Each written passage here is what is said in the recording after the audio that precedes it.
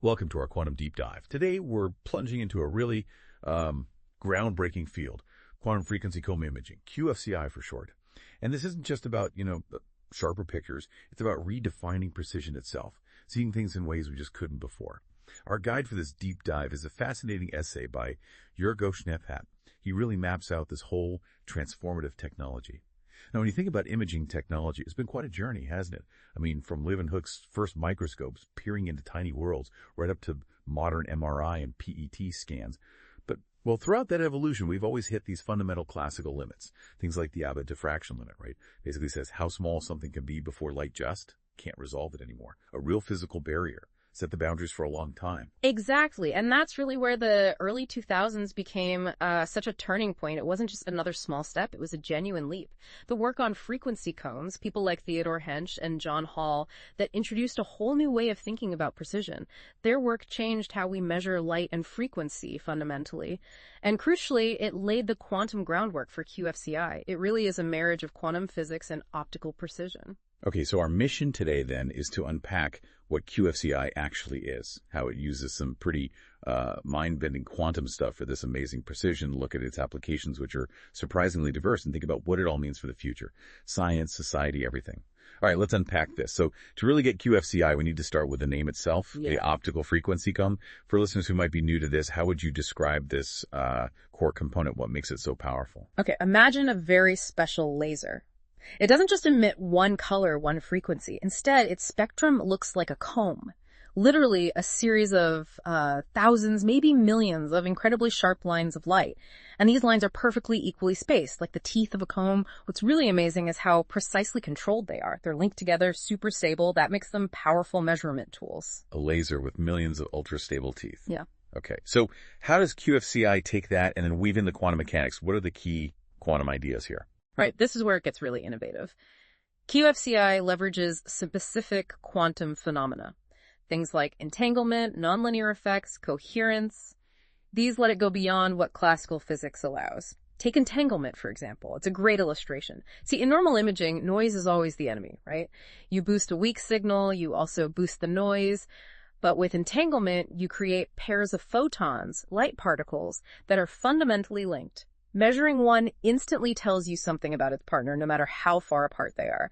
This quantum connection gives you vastly higher sensitivity. It lets you effectively cut through that classical noise floor, which means detecting incredibly faint signals, tiny molecular signatures. Perhaps that would just be completely lost otherwise. Physically impossible to see classically. Wow, so it's like having these quantum-linked spotlights that ignore the background fuzz. And another thing that really jumped out from Schnephat's essay is that QFCI gets both kinds of data at the same time. Spatial information, the where, and spectral information, the what. Yes, simultaneously. That's a huge advantage. It's a synthesis of imaging and spectroscopy. So what kind of science problems does that specific capability unlock? Things we couldn't tackle before. Oh, quite a few. It's the difference between just seeing something and instantly knowing its chemical makeup, its physical state at every single point. So not just there's a thing here, but this thing here has this specific molecular bond and this property all in real time. Think about materials science. You don't just see a tiny flaw in a crystal. You know what the flaw's made of. Exactly. Its chemical composition, maybe how it affects the crystal structure, without needing a separate, slow analysis. Fusing location and identity like that. It's transformative. Okay, this is where it gets really interesting then. We know classical imaging hits walls, diffraction limits, signal-to-noise issues, but QFCI seems to just leap over them. How does that actually manage that quantum jump? It's a good question. How does it bypass these limits? Well, it goes back to using those quantum phenomena we mentioned, generating and manipulating entangled light, like we discussed, or using nonlinear effects. That's where light interacts with matter in ways that classical physics just doesn't predict. Intense light can cause materials to behave differently. Using these quantum tricks lets QFCI probe structures right down at the atomic or molecular level, far beyond what traditional microscopes can do. And like you said, it's not just a tiny bit better resolution, it's a fundamental shift. It lets us see things that were literally invisible before. And the impact. Huge real-world impact. Think about detecting just a few biomolecules that signal the very start of a disease, crucial for early diagnosis. Or in astronomy, picking out incredibly faint spectral lines from distant galaxies or exoplanets exoplanet atmospheres, signals that are just too weak for conventional telescopes. And you mentioned it expands functional imaging too, analyzing properties, not just shapes. Right, because you get that spectral data alongside the spatial data, you can precisely map out chemical compositions, physical states, temperatures, even magnetic fields across a sample. So what does this all mean for you, the curious listener? Well, it means this tech isn't just stuck in one lab or one field. It pulls together quantum physics, advanced optics, computer science. It's truly interdisciplinary. Absolutely. And that blend means we're starting to find answers, solutions to problems we previously thought were just unsolvable, moving from just seeing to really understanding. Okay, the capabilities are amazing, but I'm thinking about the nuts and bolts. How do you actually build these things? How do you make those frequency combs? The technology. At the core, you usually find mode-locked lasers. These aren't your standard laser pointers. They're designed to produce incredibly short pulses of light. We're talking femtoseconds, quadrillionths of a second. And they do it with an extremely regular rhythm, a high repetition rate. That regular pulsing is what creates the equally spaced teeth of the comb spectrum. Okay, so ultra-fast, ultra-regular pulses. What else? Then you need optical resonators. Think of them as like highly reflective echo chambers for light. They bounce the light back and forth many, many times, focusing it, amplifying it, making the comb structure really stable and powerful. And often you need special materials, certain nonlinear crystals, for instance. These are key for processes that actually generate the quantum effects, like creating those entangled photon pairs we talked about. Spontaneous parametric down conversion is a common method. So it's a very precise dance of lasers, mirrors, and exotic materials. Extremely precise. The whole setup has to be incredibly stable to maintain those delicate quantum states and the comb structure itself. All right, that's the comb generation. But how does the quantum stuff actually play out in the imaging part? You mentioned entanglement again. Yes, entanglement is central. As I said, measuring one entangled photon tells you about its partner instantly. In imaging, this means you can, for example, send one photon through the sample and detect its partner that didn't go through. The correlation between them gives you information about the sample with much less noise.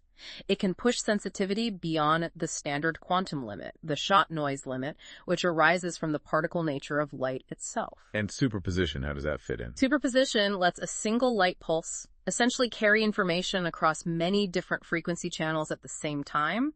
Instead of probing the sample one frequency at a time, you're probing it with potentially thousands of frequencies simultaneously with each pulse. Which speeds things up dramatically. Massively speeds things up, yes, and gives you richer data. To actually form the image, these systems often use interferometers. Think of classic setups like Michelson or Mach-Zehnder interferometers, but adapted for these quantum light sources. They create interference patterns when the light waves recombine after interacting with the sample. But because the light has these quantum correlations, the interference patterns hold much more detailed information. Okay, so you've got quantum light, interferometers. Yeah. This must produce just mountains of raw data, right? Right. Especially with all those frequencies at once. Oh, absolutely. A huge amount of complex data. And that's a real challenge. How do you make sense of it all? Yeah, how do you process it? This is where AI and machine learning really come into play. They're not just helpful, they're pretty much essential. Particularly things like convolutional neural networks, CNNs, which are great at pattern recognition. They're trained to identify the subtle patterns in those complex interference patterns, even with noise, and reconstruct the final image or spectral map. So the AI is doing the heavy lifting on interpretation. It significantly boosts efficiency and accuracy. It helps pull the meaningful signal out from the quantum noise and speeds up the whole process from raw data to usable image. It really highlights the complexity. Quantum optics, lasers, AI. It all sounds quite expensive and difficult to manage. It is. And that complexity and cost are, major reasons why QFCI isn't everywhere just yet. You typically find it in specialized research labs. But that's changing, right? Which brings us to the really exciting part. The real world impact. Right. Where is this tech making a difference, or where could it? Let's start with medicine. Early disease detection, especially cancer, sounds like a massive potential application. How does QFCI help there? The potential is genuinely profound. Because of its sensitivity, QFCI could potentially detect the absolute earliest signs of disease.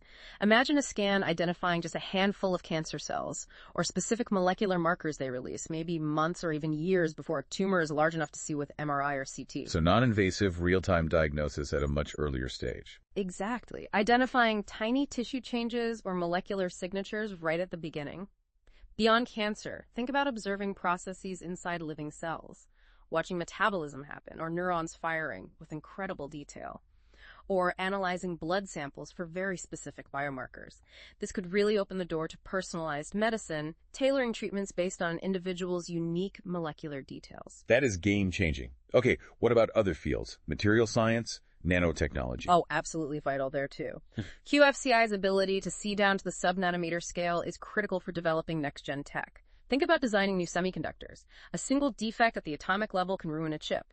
QFCI could spot those defects. Or developing better batteries.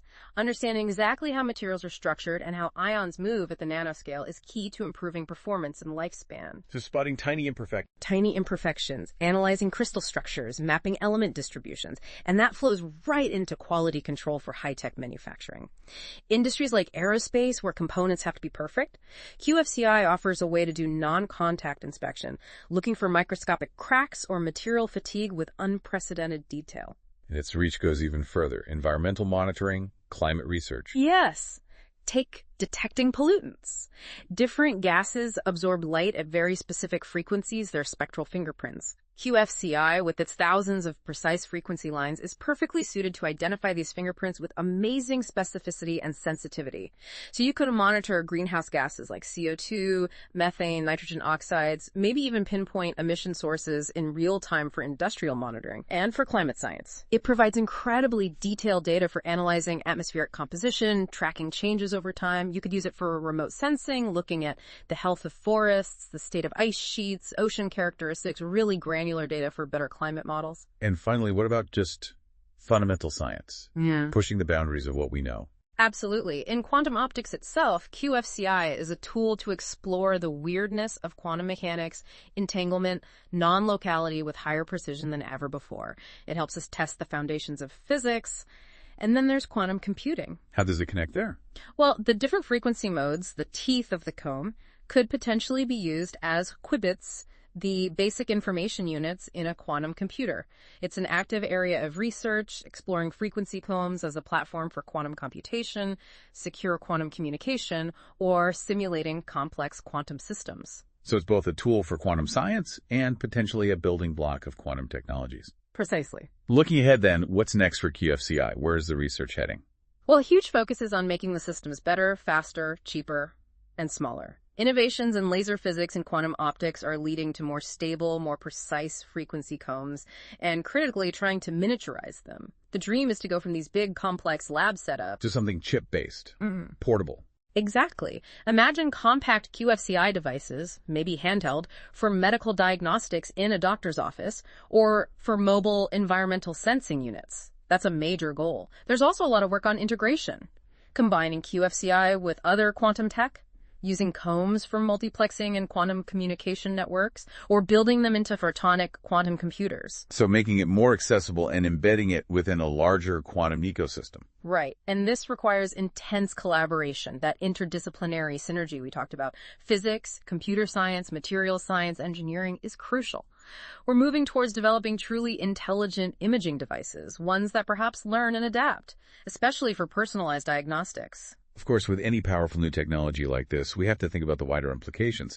Societal, ethical. Absolutely. What about jobs, for instance, and the data? QFCI generates incredibly detailed information. Both are critical points. On the labor market, yes, it will create demand for quantum experts, specialized engineers, data scientists, but it might also shift or displace roles in traditional imaging or analysis. So there's a real need for education, reskilling, preparing the workforce. And the data ethics. Hugely important. When you can capture such fine-grained detail about individuals, their biology, potentially, or about sensitive environmental locations, we absolutely need robust guidelines, strong regulations, and clear ethical frameworks. We need to have conversations now about data privacy, data security, preventing misuse, ensuring fairness and access. It's crucial to get that right. So let's try to wrap this up. Our deep dive today really shows that quantum frequency comb imaging is, well, truly transformative. It's not just a step up. It genuinely redefines what's possible in terms of precision and capability across so many different areas. Yeah, if you connect it to the bigger picture, QFCI isn't just another analysis tool. It's like a key unlocking deeper understanding of fundamental quantum phenomena, while also enabling technologies we couldn't have built before. It really shows how exploring the basic rules of nature can lead to incredible practical advances in science, industry, and maybe society too. So what does this all mean for you, the curious learner? Perhaps it's about appreciating this amazing blend, the incredibly tiny scale of the quantum world meeting the incredible precision of frequency combs, and how that combination is literally reshaping how we see the world around us and maybe even the nature of knowledge itself. It really is an exciting time to be curious about this stuff. Thank you so much for joining us on this deep dive into quantum frequency comb imaging. We hope you feel a bit more clued in on this cutting-edge tech. And remember, our discussion today was guided by that insightful essay from Jorgo Schneeppert. If you'd like to learn more, you can visit schneeppert.de. Until next time, keep exploring.